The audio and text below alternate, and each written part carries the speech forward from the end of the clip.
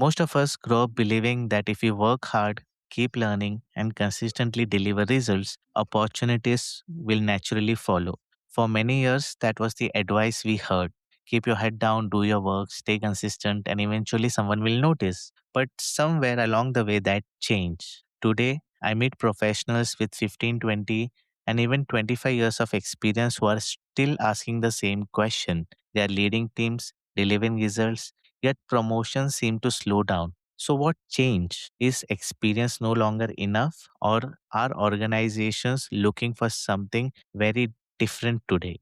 Today's guest has spent years helping senior professionals answer those questions. Sonal Bahl is an executive career strategist who works with experienced leaders to help them communicate their value more clearly, positioning themselves for bigger opportunities and build careers with greater meaning, momentum, and financial growth. Sonal, welcome to Corporate Elements. Thank you so much for having me, and thank you for pronouncing my name perfectly. I'm used to it, yeah, getting butchered, so I appreciate it. Thank you. Thank you. And you spent many years working in human resources before becoming an executive career strategist. That gives you a unique perspective because you have been both on the sides of the hiring table. Looking back, what did corporate life teach you about how careers actually progress? That's such a good question. So, a few things here. So, the first is the different stages of our career. Okay. When you're going through it, you don't think of it this way. You think of it only in hindsight. You look back. And the second thing is how so much has evolved, I would say, especially in the last 25 to 30 years. Okay. So, the way a slightly older person who is, when I say older, I mean relatively speaking, let's say someone who's got 30, 40 years experience, for them, the approach was loyalty, right? Do a really good job. The work will speak for itself. And it was a very different mindset. You pretty much retired from that company. And we have not only parents, but we also have maybe, an older sibling or an uncle who's only 10 years older to us. And they retired with that gold watch. So that's the first, because that has changed. And the second thing is our early part of our career, you're rewarded very differently, right? You're rewarded for, hey, do this project. You're rewarded for execution. You're not so rewarded for things like judgment, influence. How much can you give confidence to this group? We're going through a transformation. So that comes in more senior roles. So with looking at these two factors together, right? More seniority and also the fact that, the number one thing, no one is looking like, oh, loyalty. I want to be here for the next 10, 20 years because our careers have become so non-linear, especially in the tech sector with layoffs, but not only, right? Not only. So there was a time when good work would speak for itself. And I would say that anyone who continues to believe that, right? It's like an ostrich. You need to get your head out of the sand because the reality is good work is not enough to speak for itself. It has actually never spoken for itself. People speak about good work. And if you know you're doing really well, but you know people who are doing less work or mediocre work, according to you, right? Because it's all subjective. Or someone newer and they come in, Robbie, they're making more money, they have a senior title. You're a human being. You should be a little bit ticked off. So I work in that realm and see what happened. Why do you feel behind? Why do you feel you got left behind? So there's a lot I've learned over the last 20, 25 years. I started my career in the year 2000 in New Delhi, right? And moved to South America. And I've been in Europe for 18 years.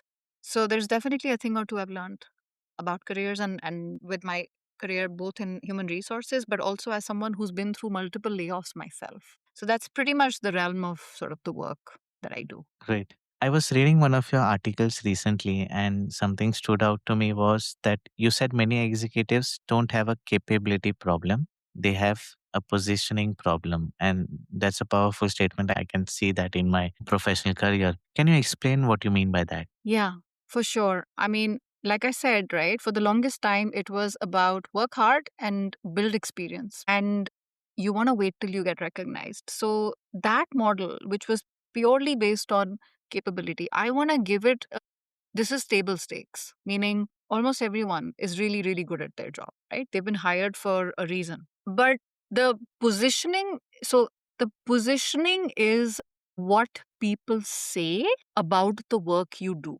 capability is the work you do, right? And how you talk about it also matters, right? So if you say something like, I'm a strategic leader, I'm very results oriented, I'm a hard worker, I work across functions very well, and I'm very result oriented. Okay? 10 different people can say the same thing. So if you're not, if you're so easy to copy, right? So there's an issue there. And which is why I get into performance versus positioning, because performance is what you deliver and positioning is what people understand about what you deliver. And you need both. We've thought for the longest time you need the former performance, and that's it. Because the thing is, without performance, your positioning is empty. It's hollow. You're an empty vessel, right? And it will collapse. But without positioning, what happens is your performance remains sometimes, I know this is going to hurt, okay? But the performance feels invisible or undervalued. And nobody wants. I haven't met a single person on the planet who says, I'm very happy to be invisible and not get recognized for my good work. No. And they will hide behind things like, my boss knows what I do. Okay.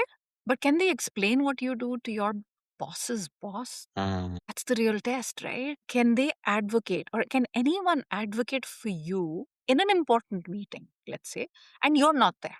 Can they go into details about what is the business pain Robbie is solving, right? At what scale?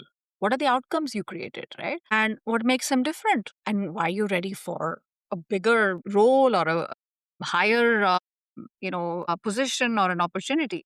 So for me, it's about visibility. And people think when they hear visibility, they're like, oh my gosh, no way. I don't want to post on LinkedIn. I don't want to be the loud. It's not about being the loud person and posting on LinkedIn.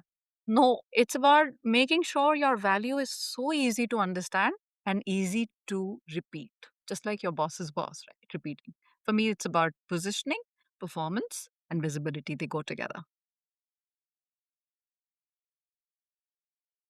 Because more than the current job responsibilities, they're doing something that is strengthening their positioning. Yeah. Yeah. I mean, I can think of even simpler posts, right? Somebody will be like, I don't want to post on LinkedIn, but they're like, oh, I took this e-learning and there is a share button. There's a LinkedIn share button. And they'll be like, okay. Suddenly Robbie's like, look at my certification. Or somebody says, Caroline, like, look at my certification that I got from this. Like, no, that's a blank. That's like a nothing post. So if you are gonna post, think about what does this mean to the person who's reading it, right? And how can it elevate your positioning?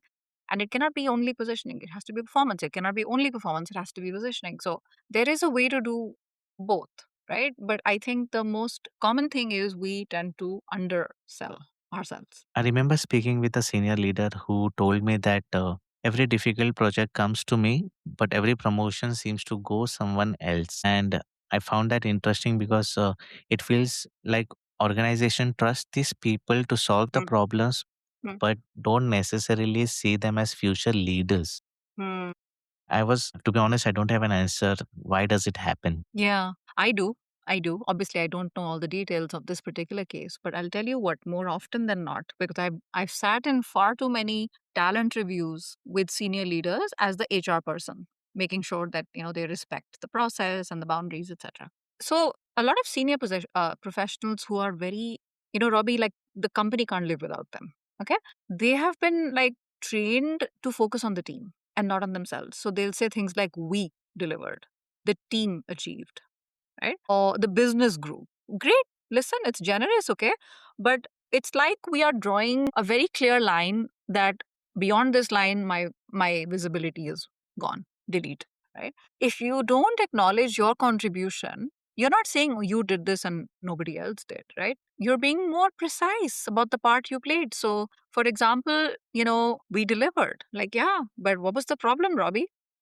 For example, I inherited a very fragmented team, right? And we aligned five markets, maybe. And there was, at the end of the day, one operating model. And then we reduced decision time from this to this. Wow, that is so different from saying we delivered against the odds. No, that's not enough. So you're not diminishing the team, but you're saying I inherited as a leader, and this was freaking hard. You're giving some context to your leadership, so that matters, right? And another reason I think what you just said, senior leaders undersell themselves, is, to us this expertise feels very normal. Yeah, of course I can do that. So I had a client once in from Spain, right? And he happened to be in Egypt during the, do you remember the Arab Spring of 2011? And that was not a great time to be in the cement business or any business where, you're physically located in that region, because there were so many protests and social unrest. And how did he get everyone to work together? That's not a common business as usual day. And for him, it felt like a business as usual. And my jaw was on the floor when I heard him speak about everything that he saw and everything that he did. So it's like instinctively, it feels normal to you, but that's why it's really helpful to speak with someone objective or neutral, because they'll help you to articulate the very thing that you think is, yeah, everyone can do that. Because the truth is, not everyone can do that. That's not normal. That makes you a superstar. And we were chatting about Spider-Man just before we pressed record, right? Right. Like, we always think they're these amazing guys. That's a superhero. There is a superhero in every one of us. We've done such cool things. And we feel so uncomfortable talking about it because we're like, yeah, what will others think? No, actually, if you don't talk about it and you're not coming from a place of, hey, look at me, you're looking at you're sharing from a place of like, I think this can help someone. When you come from there, your value gets elevated with people around you, including your boss and your boss's boss. So you're really depriving others by not sharing that. Many experienced professionals humble people, and they don't like talking about themselves and stepping back to the point of visibility. They feel that if they simply keep delivering results, someone will notice. Do you think that I see them as a nice and kind person? As per me, they are really doing well. But do you think this humility sometimes work against people? Yeah.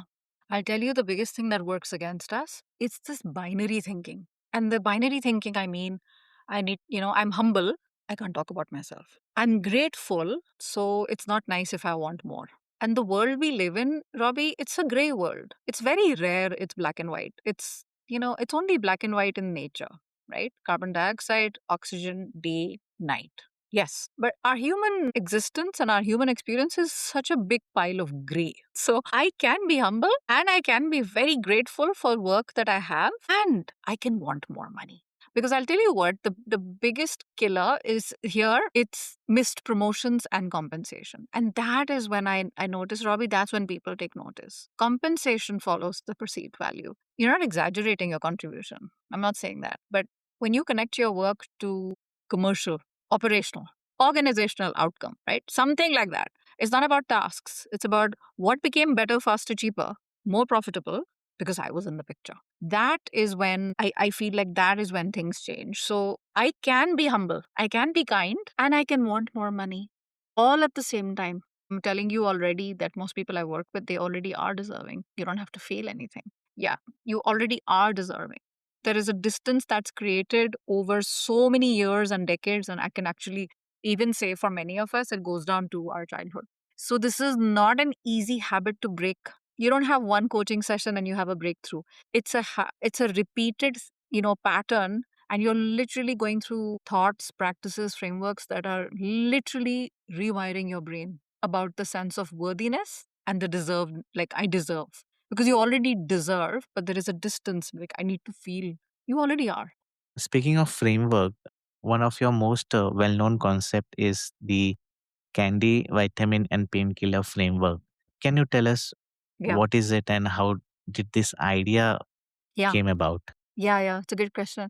If you Google it, it's some venture capitalist in San Francisco. He mentioned it first. I don't know who. And they were talking about it from a point of view of monthly recurring MRR, monthly recurring revenue, and ARR, annual recurring revenue. And they said they'd be like painkillers because, people keep buying. Right? A candy is nice, it's a one time thing. So for me, candy vitamin painkiller, the CVP framework, when I think of executive careers, it's actually a really great analogy. So a candy is like, as we know, something enjoyable, right? It's nice to have. So in the corporate context, it's like, okay, a great project, extra initiative someone did, and nobody fights to protect it, Robbie. And it creates positive energy and it's easy to deprioritize. And I'll give you an example. When I was in HR, we did an executive assistance day. In Europe, I think, if I'm not mistaken, it's the 17th of April. It was a great way to feel like involve the executive assistants and make them feel important because they are. And it was about recognizing the work they do. It was great. But let me tell you, And I'll come to this story. So vitamin is useful, okay? Candy vitamin. Vitamin is useful, important, it's steady. And that is where most senior managers sit. And that is where I sat for a long time. And it's painful for me to say this, okay? They are valuable, they are respected, okay? But the organization doesn't always see them as essential. It is more important than a candy, but it's not a painkiller. So they're appreciated, but they're not necessarily indispensable. And what, speaking of indispensable, painkillers solve something expensive or urgent or visible. Expensive, urgent, or visible. And it tends to fall in the following brackets, right? They tend to help the company to save more money, make more money, save time, or reduce exposure to something bad. So basically, they are repairing something that doesn't work, right? So painkillers receive executive attention because the business can feel the consequence if this is not solved, and that is where I have seen leadership, visibility increasing and getting noticed, and painkillers get that visibility, they get sponsors, they get access, they get promoted. Now, going back to that example, as an HR business partner, the role I have, now I'm looking back 10, 12 years later, that was a vitamin role, right? And initiatives were like candy initiatives. Now, people I work with today, most of them are painkillers. I would say almost everybody's a painkiller. However, they communicate at the level of vitamin. And they'll say, what do I mean by that? They'll say things like, I managed the transformation, instead of like basically, hey, this was a failing organization. This was a failing team. And our revenue was getting delayed across 5 markets, instead of saying I managed the transformation, right? It's about those details and the specificity, and you own that. So, or you say, I'm responsible for stakeholder management. Huh? What is stakeholder management? It's such a nice fancy buzzword, right? Like, no, I aligned basically conflicting regional and global. It was not easy. They were in cahoots with their own teams, regional and global stakeholders. And there was a decision that had been stalled for 6 months. I aligned everybody, made them come together. So basically, your work might be the same, but the way you describe it and the way you articulate that value is so different. And you need to think about this as a listener right now. Like, identify first, what is the pain that you solve, and what would have happened if you weren't in the room? Like, if you weren't in that picture, if you weren't in that team, what would be worse off, right? More expensive, slower, risky. What was the frustration? So yeah, okay, if nobody fixed it, what happened? You need to think about that, right? And then what did you do? What are the decisions you made? What did you solve, and how did you overcome that resistance? That's basically the framework, right? And it can be a transformation to think about it like this, because it's not a nice feeling to think, "Huh, it's nice, I'm a vitamin, I take it. Vitamins, what do? We take vitamins every day. It's a nice to have. If I don't take the vitamin, Yeah, I we don't know don't if miss it's it. anything is I don't working or miss not. it, Robbie. So basically, painkillers are not visible due to lack of visibility. They are positioning themselves into vitamins. Yes. And then when the time comes and there are tough times and there is a list being made, and I can guarantee you there is a list, okay? They will never say it, but there is a list. The vitamins are number one on that list. Speaking of the list, today's workplace has changed dramatically. Layoffs, artificial intelligence, global competition, and lean organization. Has all of this made executive visibility even more important? Yeah, I would say so. It's always been important, Robbie. And I yes, the layoffs, etc. I mean, I was laid off from my job in 2001. Layoffs were always happening. Now, because of social media, they are more in our face every day. We see it in the news every day. But small, big companies were doing layoffs. They've been doing layoffs for a very long time. The thing with, experiencing something like a layoff, and I can say this from experience, it creates a giant identity crisis because we fuse the value with our employer, with our title, with the tenure, with the money, right? And when the title disappears or the employer disappears, then we struggle to explain and talk about our value and talk about visibility. So, those guys can continue without you, but you will also continue without the company. So, the world we live in, it's more and more common, non-linear careers, layoffs, career breaks we haven't talked about. Like, some people have like children, they want to spend time with them. Some people have aging parents. At one point, we're going to go through both, right? The sandwich generation. So your visibility, your positioning, it's like an insurance policy. And I used to say, Robbie, for the longest time, I used to think my education was my insurance policy. I think I was wrong. Education, yes, to an extent. To an extent, yes. Beyond that, it's the work I've done and the people who know about the work I've done. That is the power of a strong advocate network, not just a network, right? Not just like people, but my people who can talk about me when I'm not in the room from a visibility point of view. They will advocate for me. They will sponsor me. They will not just say, hey, great guy to know. They're like, I think you should speak to him. I'm putting my name on the line. This is a good person, even more in today's world, for sure. You've coached thousands of professionals over the years, and when someone first comes to you, what are they usually struggling with? Yeah. And speaking of communication, the challenges what we discussed today, uh, I used to believe that okay, hard work will bring me into the visibility dashboard, but it didn't. The networking and all the framework you spoke about, that I didn't know how to communicate my own value. So this is from my experience. I think these are great points. And I think that every single person on the planet is learning, and no one is born with all this knowledge. I think that I do sense a little bit of judgment, and I sense this with my clients as well, where it's like, I didn't have the confidence. Yeah, you're not supposed to have confidence in the beginning. And that is where hard work speaks for itself. That gives confidence actually. Because people are like, you did that? Robbie, it's the same thing as learning how to cook and you're like, I made a whole meal from scratch. Have you had that experience? Like, you made that? Yeah, I did. What do? We make something else. And then we make something else. And then our confidence goes up. So, two things that I think are highly overrated, and it's like the cart before the horse, because we think there is a linear, there is one straight line. That is on confidence and clarity. We think that we need that first and then we do our work. Actually, I most of the research now proves what I'm saying right now. It's actually the other way around. Try a few things, work very hard at something. Confidence comes from receipts. I did this. I have proof, right? I don't just say it, I do it. Clarity comes when you try a few things and you're like, I'm really good at this. I really like this. I don't like that, right? So clarity comes from elimination of few things you don't like, but you got to try them out. So clarity, confidence, communication. Communication. The more time, Robbie, the more time we spend with people, the more we're going to know what works and what doesn't. And this is whether at work, whether it's in our personal life. I tell my partner, you loaded the dishwasher. This is not how you do it. Completely pissed off. Yeah, I know it's because of the way I said it. How I say it matters. It's not just at workplace, it's at home, right? You'd speak with someone at home, a loved one, and you realize it was my tone. It was the way I said. So the more you learn how to communicate and more like, let me practice. Let me practice. I'm going for an important interview. I have a board presentation. I have a performance appraisal. What are my talking points? Let me practice this, because a lot of us think it's like going to a cricket match or a football match and practicing during the live match. Nobody does that. So why should we do that? So when you rehearse and you get, practice with someone, have your talking points ready, the clarity, confidence, communication, a lot of that comes with experience and age and honestly just, rehearsals, putting in the reps. I'd like to ask one final question.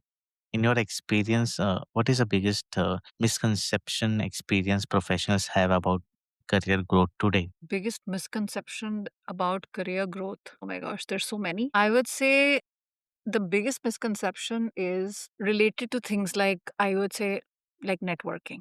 Okay.